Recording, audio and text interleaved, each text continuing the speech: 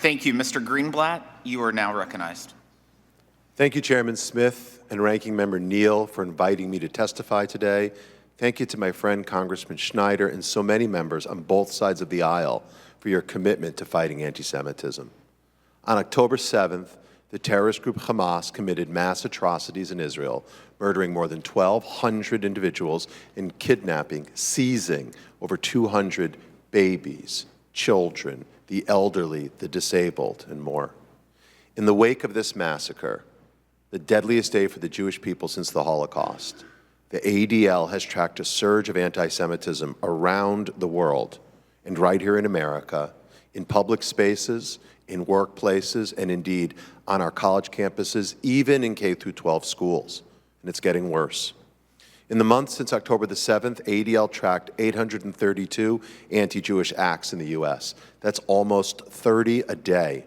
Reports of incidences this year versus last year were 316% higher.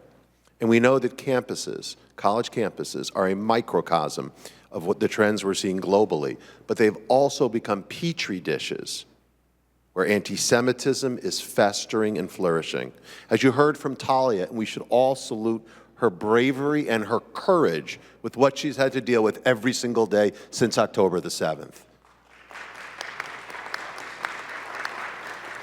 But we've documented hundreds of anti-Semitic incidents on campuses. We've seen residence halls plastered with hateful messages. We've seen Jewish students removed from student government because of their, quote, Zionism. And the list goes on. But October the 7th brought some campuses to their knees with a disturbing intensification of harassment, vandalism, and violence.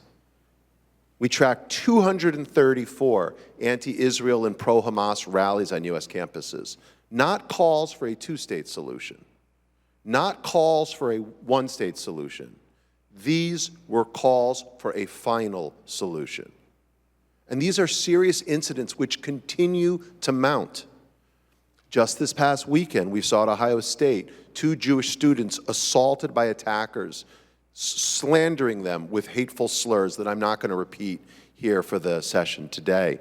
At UMass Amherst last week, we saw a Jewish student assaulted at an event honoring the hostages. And I'm sure you've all seen the clips of the Cooper Union, or Tulane, or Harvard, or MIT, or UCLA, and I could go on and on and on. Many of these incidents, indeed, as Jonathan pointed out, and Noah, were instigated, directed, and celebrated by Students for Justice in Palestine. Let me be clear. There is no world in which a person or an organization should justify Hamas's war crimes and unspeakable barbarities. So here in America, right here at home, we shouldn't tolerate students being threatened or intimidated because of their identity. No parent should ever have to ask whether it's safe for their children to attend certain universities. This isn't a question of free speech. Don't let anyone tell you that. Freedom of expression is not the freedom to incite violence. Period. Full stop. But the Jewish community, we will not cower in fear. We will stand up and fight back. 300,000 of us gathered together yesterday on the Mall, and look at what happened.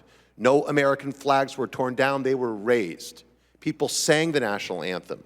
There were people wearing MAGA hats and pride flags, marching together in this place, on this issue. It was inspiring. That's what America looks like, and that's what our Jewish community looks like. So, to the question of where do we go from here, Congress, you have a role to play, and you can send an unequivocal message. And I'll give you 4 ideas. Number 1, pass comprehensive legislation to implement the national strategy to counter anti-Semitism. The White House deserves praise for what they've done. Now hold them accountable to make sure the job gets done. Number 2, pass an emergency supplemental bill, aid bill to Israel that includes funding for the nonprofit security grants that so many of you have fought hard to make sure our synagogues and our schools are kept safe. Number 3, urge governmental authorities, the FBI and the IRS, to look at and conduct a thorough review of these organizations like AMP and SJP that you've heard about today. And finally, ensure the Department of Education has adequate personnel and resources to enforce Title VI. But don't wait. Push them to be proactive in conducting investigations rather than just waiting for them to be worked through. Thank you again for the bipartisan presence here today. Thank you for holding this hearing, and I look forward to answering your questions.